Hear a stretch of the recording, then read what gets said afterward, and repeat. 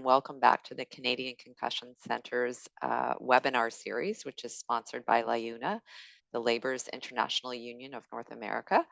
My name is Leslie Rattan, and I'm really pleased to be moderating, our webinar series, which was developed for individuals with concussion, families, and as well as caregivers and healthcare providers as well. And if you've been with us before, you'll know that our sessions focus on a wide range of different concussion related topics. And we usually have about half of our session or so. We have expert speakers, and then we then finish up with questions from you. The sessions are recurring every other Tuesday evening from 6 to 7. And just so that you know, if you've missed or are interested in seeing any of our previous sessions, you can find them all online on the Canadian Concussion Center's website. And I suspect Christian will be putting the link into the chat. Just in the meantime, we're just going to, well, actually, before we do that, just a couple of housekeeping things. So if you haven't been with us before, if you're having any technical difficulties, if you could enter those into the chat, and Christian will give you a hand. Also, he has very kindly put in the link to where you can find all the previous webinars, as well as a PDF copy of tonight's talk if you're interested in that. You'll also see a Q&A button at the bottom. If you have any questions for this evening, feel free to just enter those in to the Q&A box. So just before we move any further, we're going to just run a short poll. It's always helpful for us to know who we have in the audience. So we'll just give you a second to complete that. Great. Okay. So tonight, I'm really pleased to introduce Dr. Charmody Laughton, who is going to be presenting, as you can see, on navigating insurance after concussion, which is a really important issue. We've also got Dr. Carmela Tartaglia with us, who is going to be involved in the Q&A portion tonight. So just a little bit about both of them. Dr. Charmody Laughton is an evidence-based chiropractor originally from the Muskoka Lakes region. After completing a Bachelor of Science in Kinesiology from Laurentian University, Charmody went on to earn her Doctor of Chiropractic from the Canadian Memorial Chiropractic College. She also holds a certification in contemporary acupuncture from McMaster University. Carmody spent her 10-year practicing career managing patients who were involved in motor vehicle accidents and work-related injuries. She learned early on that collaboration with other clinicians yielded the best results. In 2015, she took her first concussion rehabilitation course, and there were many more that followed. While this population was tough, it was the most rewarding when a group of providers came to get together to manage every aspect of their journey. Over the last 3 years, Carmody has held an operations management role at UHN with Altum Health, supporting and leading teams in outpatient rehab and UHN's international patient program. Her role is to continue the growth of her people while making a global impact for UHN. And Dr. Tartaglia is an associate professor at the University of Toronto and cognitive behavioral neurologist at the UHN Memory Clinic, where she sees patients with neurodegenerative diseases and persistent symptoms of concussion. She is a scientist at the TAN Center for Research in Neurodegenerative Diseases, where she uses a multimodal approach for biomarker discovery to facilitate early detection of neurodegenerative diseases and diagnosis of persistent symptoms of concussion. The ultimate goal of her research programs is to develop biomarkers for early detection of disease so as to provide targeted, personalized treatments to her patients. She also holds the Marion and Gerald Soloway Chair in Brain Injury and Concussion Research. So with that, I'm going to turn it over to Dr. Laughton for our presentation tonight. Good evening. Thank you so much for having me here. I'm very excited to share this presentation with all of you. So as discussed, I am presenting to you navigating the insurance after a concussion. Let's see if it's going to work. There we go. So today we're going to cover what you should do when you are injured. We're going to cover work-related insurance. In Ontario, it's WSIB. And we're also going to cover motor vehicle accident insurance, short-term and long-term disability insurance, private insurance, and finding a clinic you can trust. And then we'll talk a little bit about Alton, Halifax. That's where I work. Great place. So I wanted to start off with a compelling quote because as a clinician myself, I think, if you were to ask the richest person in the world, what's most important to you, I think everybody would probably say health. And so this quote says, "For he who has health has hope, and he who has hope has everything." I think that's very true. So we'll start off first. You're injured. What should you do? You're going to find a common theme in everything I say when it comes to accessing insurance and the steps you should take. So the general theme is seek medical attention whenever you are injured, and whether that be through the emergency department, walk-in clinic, or a primary care provider, getting that initial look at is really important. You can get second opinions. Second opinions are great. They allow you to have someone take a better look at you. And if you're not comfortable with the initial diagnoses, at least a second opinion might make you feel a little bit better about what you're hearing, or bring something new to the table. Also, collecting all your medical documentation is super important. The medical documentation is essentially your ticket to your claim. Without that documentation, you can't really get very far when it comes in the insurance world. Second, you want to report and submit your claim. So you want to report to the appropriate insurer. You want to submit all your paperwork, and we'll go through some of that as well. And then report it to your employer if you're unable to work. Very important step. And then seek rehabilitation. So whether that be through researching rehab clinics or going to a clinic that you already know and love, you can try them out. You can switch if the clinic does not meet your needs. So just because you start with a clinic doesn't mean you have to stay with that clinic.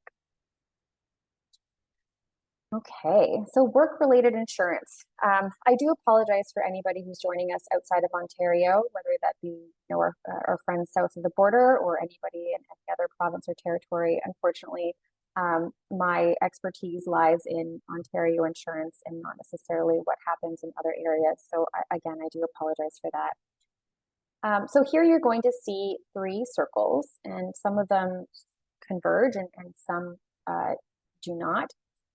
So we're going to start first with the leftmost circle. It says MTBI POC. POC stands for Program of Care. MTBI, a little m and then TBI means minor traumatic brain injury. So this is minor traumatic brain injury program of care through the WSIB. It's essentially an 8-week program that's done within 3 months of an injury. The people who are going to fall in this group are those who have a minor concussion without positive imaging, but it must be diagnosed by a medical doctor or a nurse practitioner. And there is the option to extend if needed. You must be 18 years old or older as well in order to qualify for this program. The bottom circle, which is in blue, is called OHAP. OHAP stands for Occupational Health Assessment Program. This particular circle is essentially a conduit. So it's an assessment branch in which one can see a physician to clarify diagnosis, prognosis, and treatment, to determine functional abilities to support return to work, identify psychosocial factors that might have popped up, and the assessment's provided by a physician who specializes in concussion in tandem with an occupational therapist, physiotherapist, or chiropractor. Essentially, it's just to kind of give you a basis for this. Let's say you're in the MTBI program of care and your clinician decides that your situation is a little more complex than what might be appropriate for that program. They would then talk to the case manager at WSIB and say, this person might benefit from more of a multimodal approach. I think it would be best if they were assessed through OHAP or assessed within the neurology specialty to determine what next steps are. And then that's how you would end up in the OHAP program, is to determine what might happen to you next. On the furthest right, the neurology specialty circle, this is our more complex multidisciplinary treatment and assessment stream. So what happens here is, it's for people who have complex minor concussion, or those who have moderate to severe concussion with positive imaging findings. It begins with a comprehensive assessment with a physician specializing in concussion in tandem with an OT, PT, or chiropractor.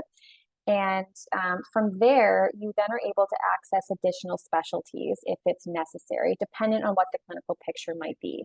So, for instance, they could be set up to do an assessment with a neuropsychologist, neuro-ophthalmologist, psychology, psychiatry, ear, nose, and throat, speech language pathology, and then a variety of tests can also be done as well if necessary, EMG, EEG, they can do pain management, etc. So lots of options when it comes to the assessment piece here.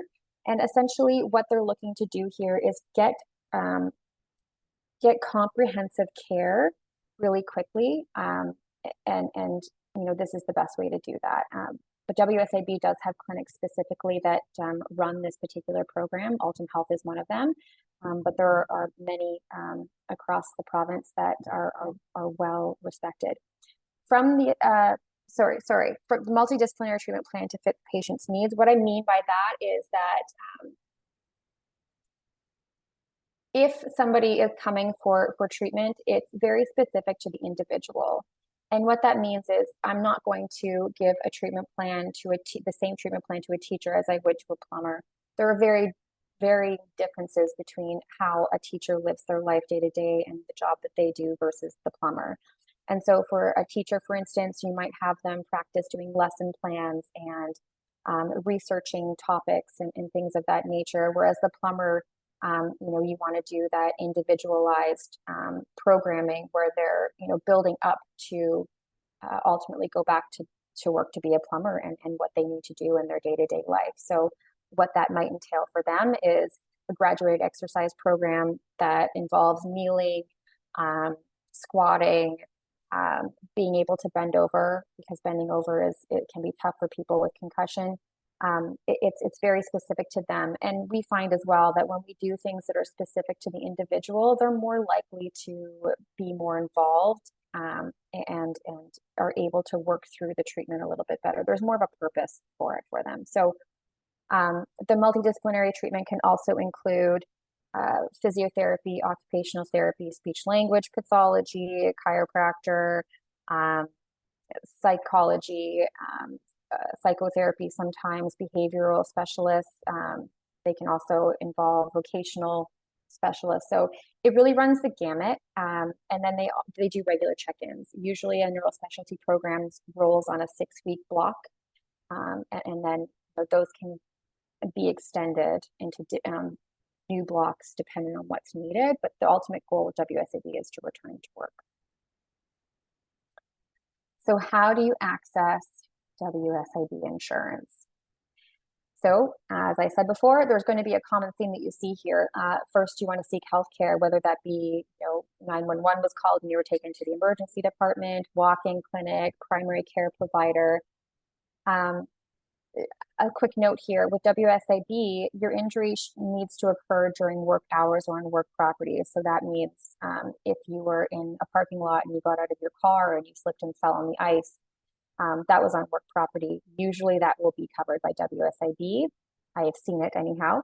As for, let's say you're driving the company vehicle and you get in a motor vehicle accident, that's not a motor vehicle accident claim. That's actually WSIB because you're driving the work vehicle during work hours. So some interesting nuances. And then, of course, collecting those medical records. Second, report to your employer. Have your employer fill out the appropriate paperwork to WSIB on the WSIB website. The WSIB website is wsib.on.ca, and there's usually like 3 little sections. One section's for the employer, one's for the worker and one is for healthcare providers. The employer needs to fill out their paperwork on there. Then next, you'll need to report to the WSIB by filling out your own paperwork on the WSIB website. And then creating a plan with your case manager after a case manager has been assigned to you.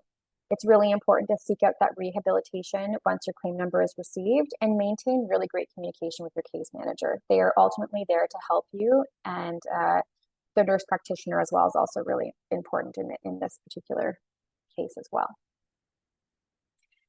Motor vehicle accident insurance. Again, here we see these three circles. We have a couple of them that intersect, but really the three circles and with the two treatment streams and then the independent examination conduit. So we'll begin on the left circle, minor injury guideline. Minor injury guideline is for people who have had a motor vehicle accident and had uncomplicated injuries. And so what I mean by that is it's your typical sprain, strain, bruising, small cuts, abrasions, nothing too serious.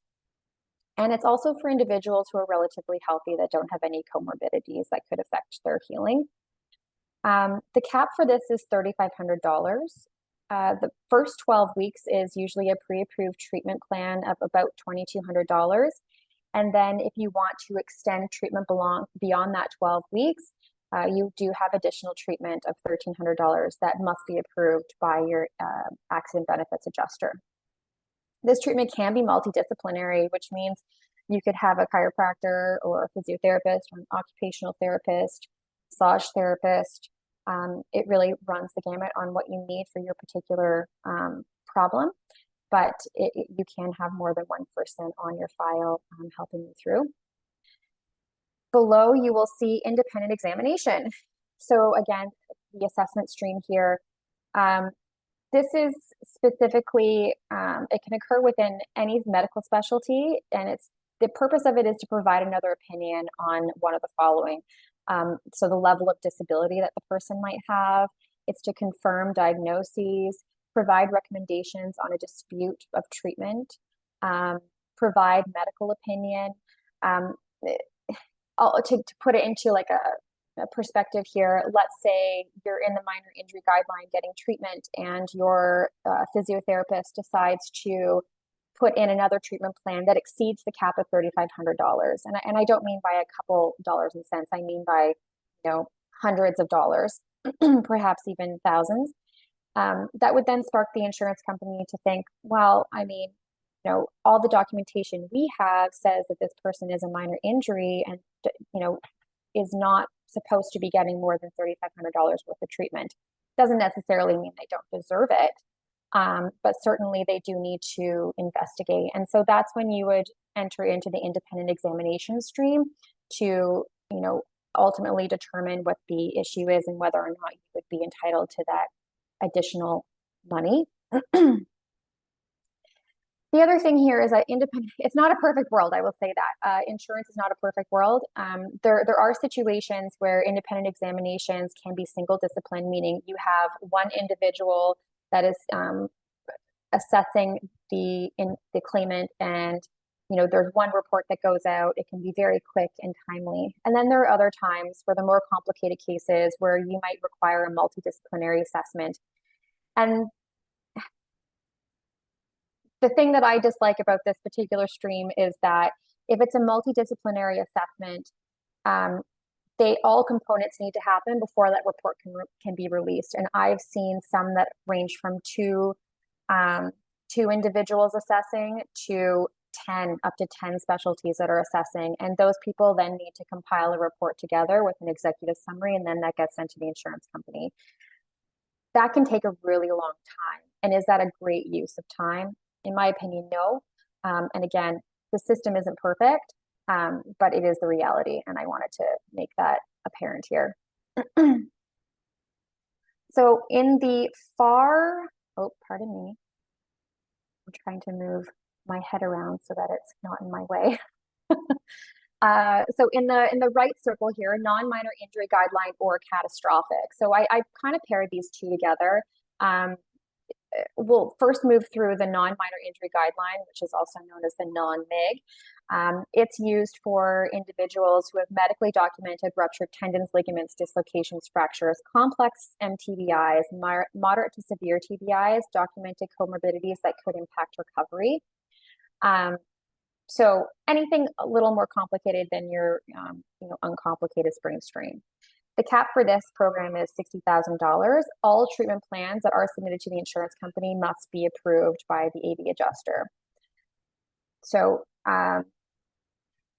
this, just because you have $60,000 of room doesn't necessarily mean the insurance company is going to give you all $60,000 for rehab and any other benefits that you wish to have. It has to be medically indicated. So I just wanted to put that out there. Catastrophic is complex medically documented injury that causes permanent life-altering disabilities. The catastrophic cap is about $1 million, but this can be up to about $2 million. And I believe you have to have a special policy in place for this to happen, or added benefits. And I think it's to the tune of like $10 extra a month or something, but something to think about in future. And again, same as the non-minor injury guideline, every treatment plan that is submitted must be approved. Both of these treatments, or both of these streams in treatment are multimodal in approach. They can have multiple individuals on them. And when I think of catastrophic as well, catastrophic essentially means that they have a permanent disability moving forward. They're never going to get fully better. And so those sorts of people, to me, are your spinal cord injury, your severe head injury, where they're not going to fully recover, and they might require some kind of support in the future and ongoing. And so that $1 million isn't just to provide them with ongoing rehabilitation. It's to provide the PSW, the nursing staff, the caretaking, the modifications in the home. It's not necessarily meant to get that one-to-one treatment all the time. So how do you access motor vehicle accident insurance? Seek that healthcare, of course, first and foremost, and request those medical records as they are your ticket to your claim. Report the accident via 911 on the scene or at a collision center. There's lots of collision centers all over Toronto. You just have to search them on Google. And then call your auto insurer. Report your accident to your auto insurer as soon as you can. And you will need to fill out an OCF1 to start any kind of rehab. And the OCF1 can be found on the FISCO website. You can also get it at your provider. I know that every provider I've ever worked for, they will give you the OCF1 at your first visit as well. You also want to call your employer if you're unable to work. And if you're unable to work or do any activities of daily living, you need help with caregiving, you're unable to go to school, things of that nature, have your primary care provider or your rehab clinician fill out an OCF3. The OCF3 is your disability certificate, and it basically allows the insurance company to understand what the implications of your injury are and how they're affecting you, and provide you with additional supports if you need it. And then create a plan with your accident benefits adjuster once your claim has been put through, and start that rehab care as soon as you can. And make sure you're going to all your medical appointments. That's really important as well. Next, we're going to discuss short and long-term disability insurance. This is a little strange because, every insurance policy is a little different. Whereas with WSIB and MVA, it's very stringent. Everybody's the same. For short and long-term disability, it does vary a little bit. And so I'll try and touch on that. Typically, if you're injured, usually you'll take sick leave. And sick leave can be anywhere from 5 days to 15 days. It's very different depending on the employer.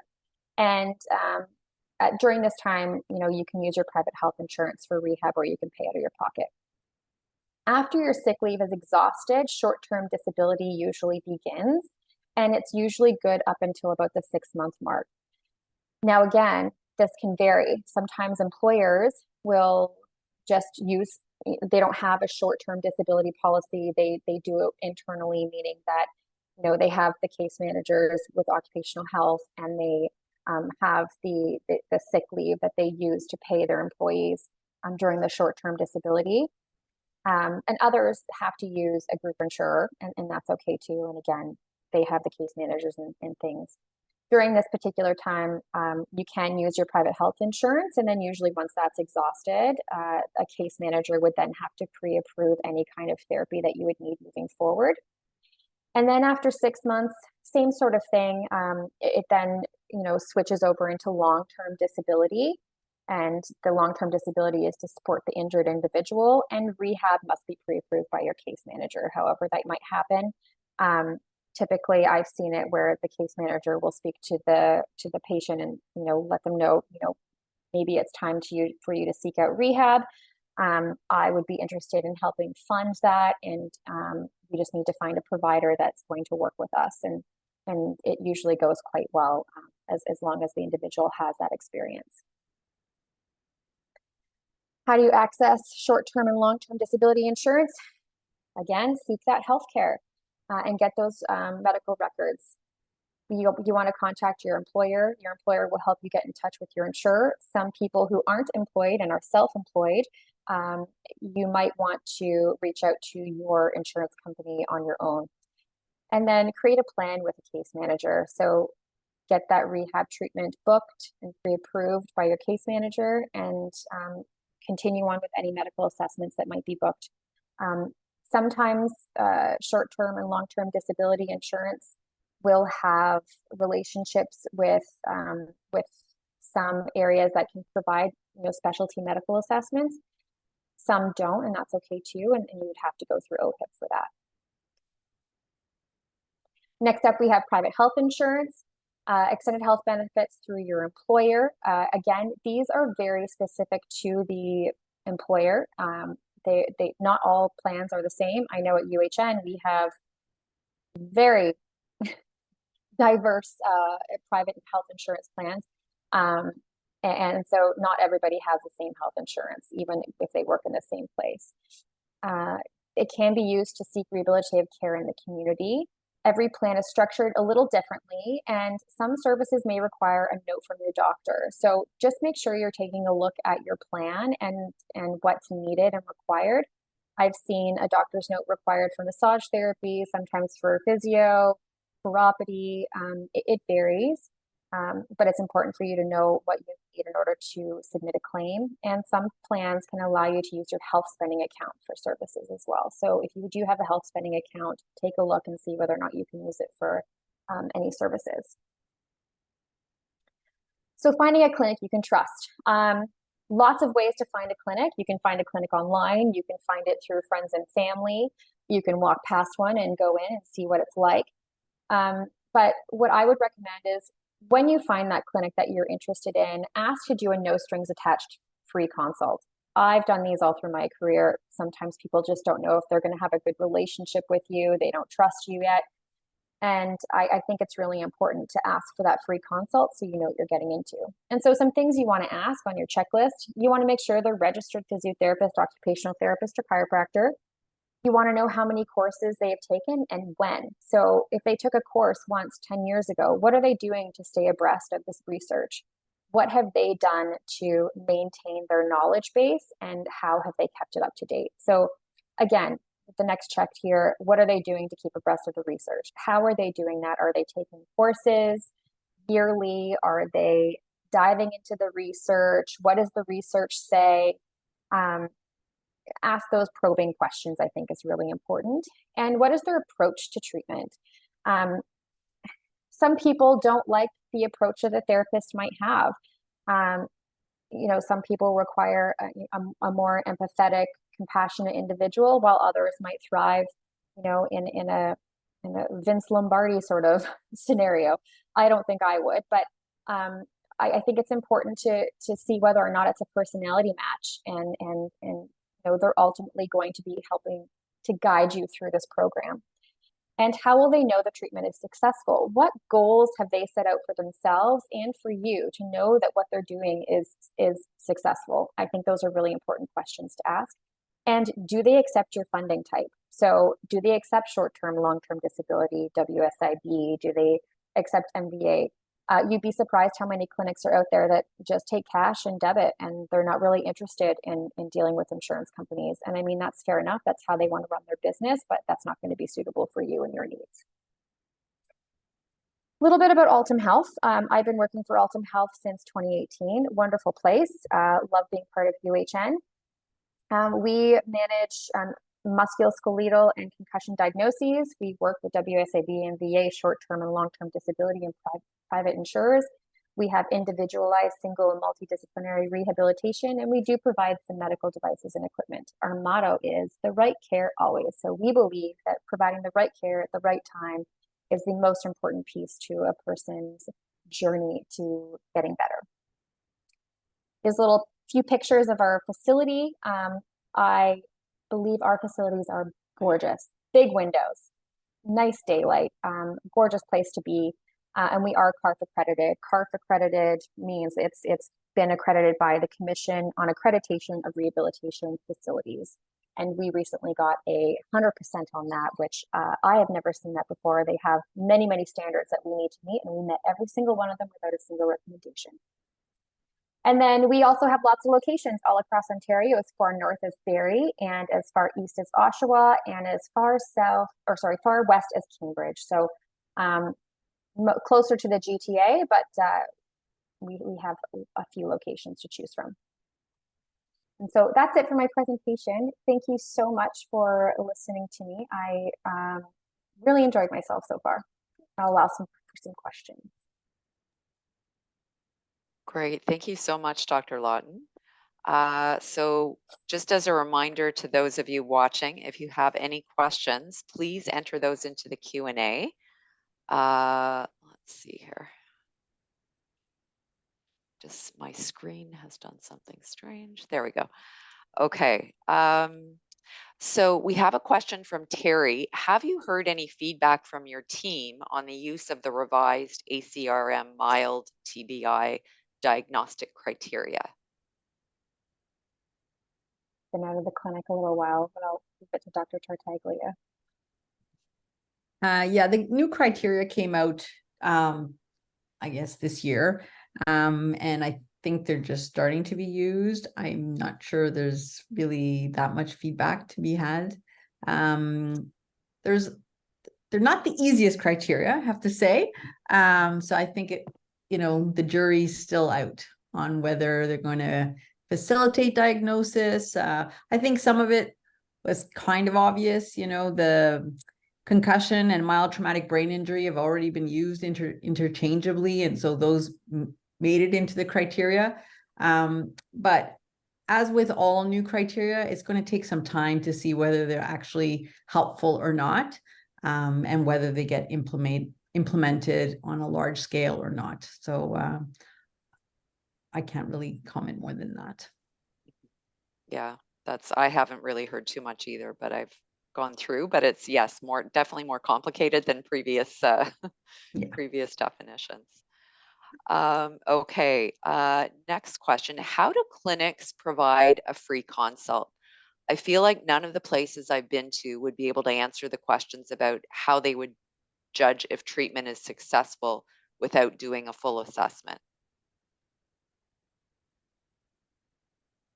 I think that they can provide an opinion on how they would. I mean, they've treated concussion, I should hope, in the past, and learn some tools that they can use to assess how they're gauging how the treatment's going. So I do think that one should be able to answer that without doing an assessment.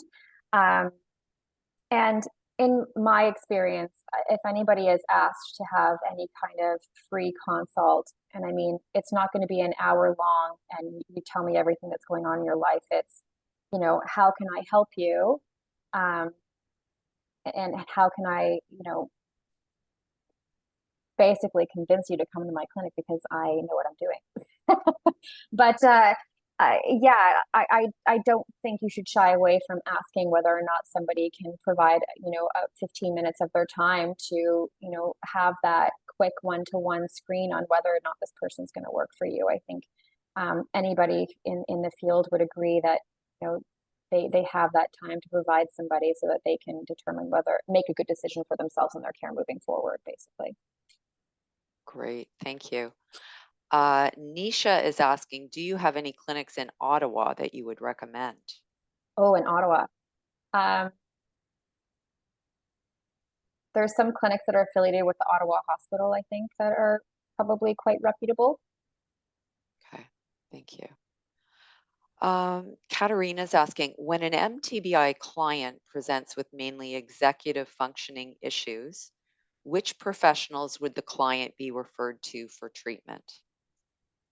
I'll let Dr. Tartaglia take that one. Yeah, and Dr. Rotun can also comment on that, but I would refer them to an occupational therapist. But sometimes neuropsychologists can also be beneficial. It's problems of cognition. So basically, you would want somebody to do an assessment and then give strategies. Sometimes a neurologist can be helpful because you could have executive deficits because you aren't sleeping well, or you're having headaches, or mood disorders. And so then the executive function is a secondary phenomenon. The executive dysfunction is a secondary phenomenon, which would improve once we fix the primary problem, which could be due to concussion, obviously. Yeah, for sure. Great, thank I don't know you. if you have something to add, Leslie. No, yeah, no, I would agree. I mean, not every person that has an MTBI needs a neuropsychologist. But I agree. I mean, I think that if they're executive functioning, it first needs to be assessed, and you have to, there are various factors, as you say, that can affect our cognition. So I think this is probably for Carmody. How does WSIB decide which of the 3 streams you get put into? Good question. So for the minor traumatic brain injury program of care, it's essentially, there's no proof on an image that there's been any sort of brain injury, but they do have the signs and symptoms of concussion that have been diagnosed by a medical doctor or nurse practitioner. And it has to be within 3 months of the time period. So it's rather acute that we would see somebody in that program of care. If it's been a little while, then you might end up getting into the occupational health assessment stream, where they would do that initial assessment to see where you are and where you would be best suited. Usually, if it's a really complex problem, they will send you to neurospecialty. If it's beyond that 3 months, you can't go into the program of care, but what you can do is fee for service with WSIB. And that would have to be, every treatment plan that would be submitted would have to be approved by a nurse consultant at the WSIB, and the case manager would need to be notified as well. So that's essentially how you get there. For the neurospecialty, it's suitable for those really complex minor concussions and for those moderate to severe concussions that have positive findings on imaging. And it's a very intensive program. So it's for those really problematic concussions that are having some difficulty getting through. Great, thank you. If anyone has any other questions, please put them into the Q&A. Carmody, I'm just curious. I used to work in just privately doing a lot more motor vehicle accident. I haven't been doing it in quite a long time. So I'm just curious, does it continue to be, it looks like it's generally the same. I mean, so when people come to you, you have to put through a treatment plan, and then is that typically accepted, or are there times where that would be declined by the insurer? Usually, so for minor injury guideline, it's sort of pre-approved. If you have a claim and Right. you want to get started with treatment, it's almost always approved. I don't think I've ever seen an OCF 23 is what the form's called. I don't think I've ever seen one that's been declined. It's the treatment after that $3,500 cap that can be a little problematic, and start those independent medical examinations to get further medical proof on what needs to be done to move forward. And then once you get beyond that $3,500, it's sort of like trudging through mud. It can be very slow, very difficult. Is it a perfect system? I wish I could say yes, but it can be very cumbersome for the clinician and the patient. Yeah, that's how I that's how I recall it. And for individuals coming in with concussion, is it, I guess they're assessed up front to determine which specialties they'll need during their, like in terms of their management and their treatment? Are you talking about the independent examination stream? Well, if they're coming in for treatment, like if you're Oh, submitting a treatment plan, for yeah. example. Right. So how I've seen it work in a variety of clinics is you have a primary clinician that is in charge of your file, and they're the one that tracks where you are in the treatment process. They're the one that would submit the initial treatment plan, and after the assessment, for instance, I would decide I need an occupational therapist because they have some sleep problems. They have they're not doing well integrating back into work and life. Maybe I'd add a massage therapist because to give them some decompression time, and add a kinesiologist, obviously, for the progressive exercise portion. So yeah, after that first assessment, we have a pretty good idea on how we want to manage the patient, and inviting all of those different caregivers in to allow them the best chance at getting better. Okay, great. Thank you. We have another question. My case manager does not believe that I am suffering. Can I ask for a new one? I don't know, and I'm not totally certain which area you're talking about, whether that's WSIB or MVA or short and long-term disability. You could try. Yeah. I've in the past, I've had people who just weren't driving well with their case manager, and they did ask for a change. Whether or not it actually happened, I'm sorry, I can't remember. But it is a difficult relationship to have, because they're your gatekeeper. Yeah, for sure. Dr. Tatter is asking, how many IMEs do I have to have? Why are so many necessary? Ah. Great question. Yeah. So this is a tough question. I think it depends on what's being asked of you in the treatment plans that are being disputed. So if you're asking for home care and housekeeping and childcare and all of the things on top of more treatment, and you've had lots of treatment, and the last treatment plan doesn't show much change from the treatment plan before that, they're going to want to do some investigating and get another opinion.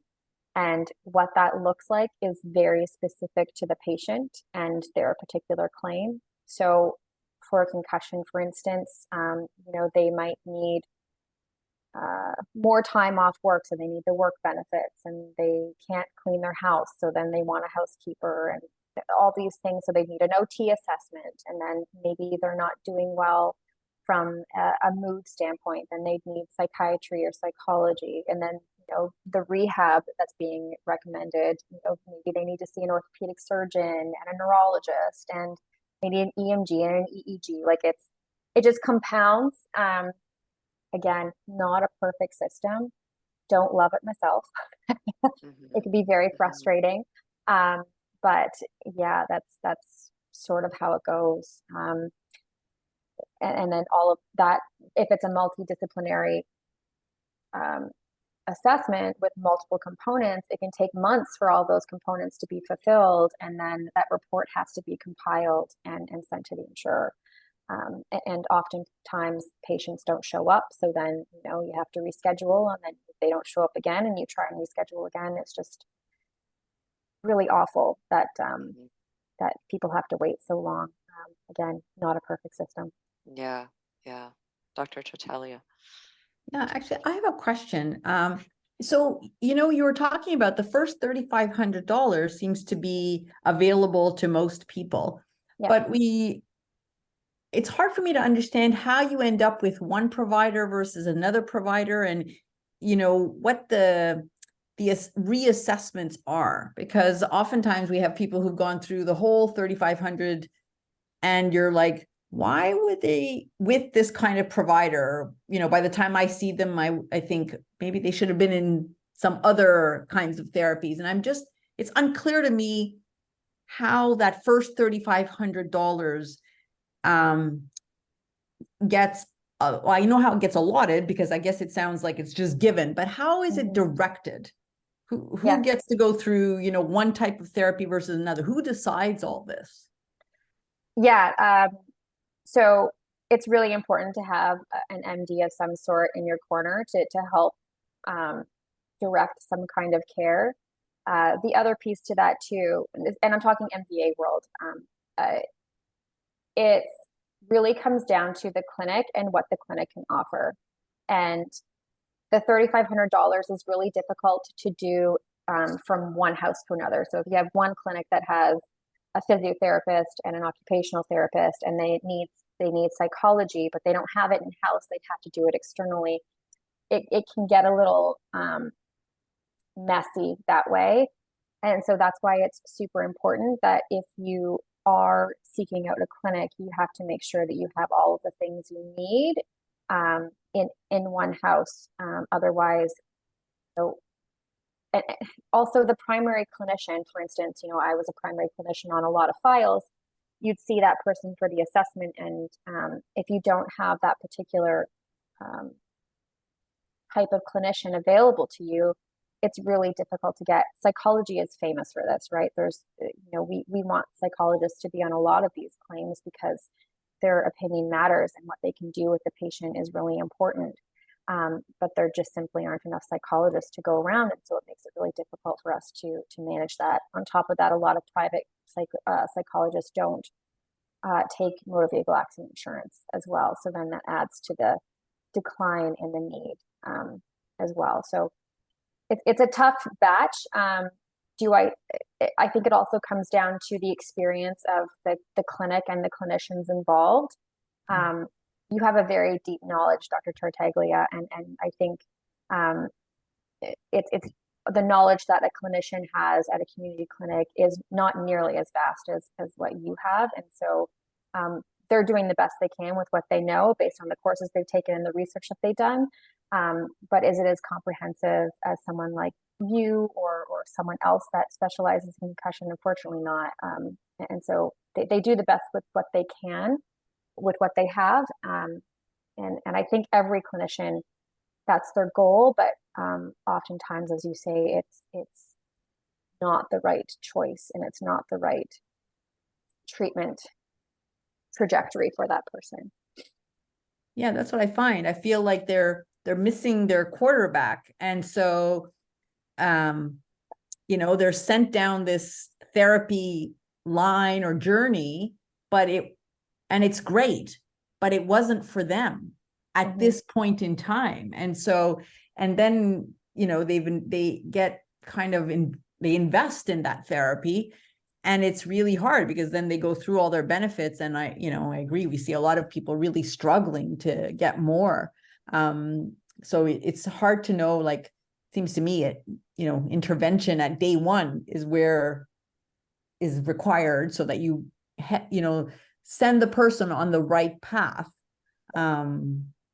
And navigation has to be done really early on, whereas I find people are navigating, but months into their injury. So hopefully that can change, because I think there's a lot of great therapies, but it's almost like they're not given at the right time, and sometimes not to the right person. And so people are investing a lot of time and energy, and the insurance companies are investing a lot of money, but still we have a lot of people who are unwell. Yeah, that was always my sense too, that just further to the question about the IMEs, that there's just too many that people, I would see patients that had just been assessed to death, and it really takes a toll on their recovery. I'd be seeing progress, and then they got a letter from the insurer, and that it just, completely set them off. So it's, Yeah. yeah, it's not a perfect system, that's for sure. Katerina is asking if an injured individual has no employment, no MVA, so the concussion is not sustained in an MVA, how does their treatment trajectory get managed and paid for? Any major comments on this client group? Thank you. Yeah, so there are some clinics available that will cover people who are on Ontario Works or on ODSP.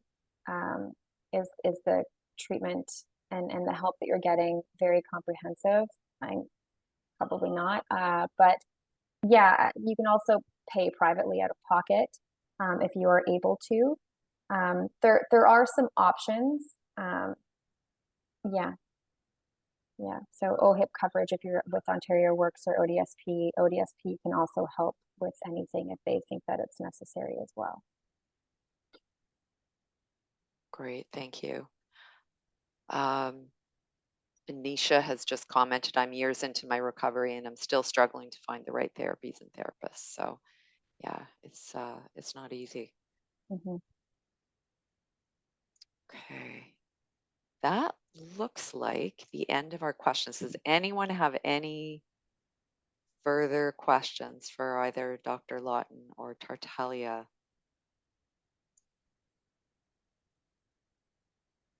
We're a little bit early, but that's okay. Okay, well, I think we'll wrap it up just a little bit early tonight. And so thank you so much, Dr. Laughton, for a great presentation, and Dr. Tartaglia for helping with the questions. You will see a survey coming your way just to get your feedback. So if you have a couple of minutes and you're able to provide feedback, that would be really helpful for us. And our next session is going to be in 2 weeks, Tuesday, October 24th. And we're going to have Stephanie Cowell and Dr. Firas Al-Rawi, and they're going to be talking about prevention of subsequent concussions. And I think that's it. So thanks, everyone, and have a great evening.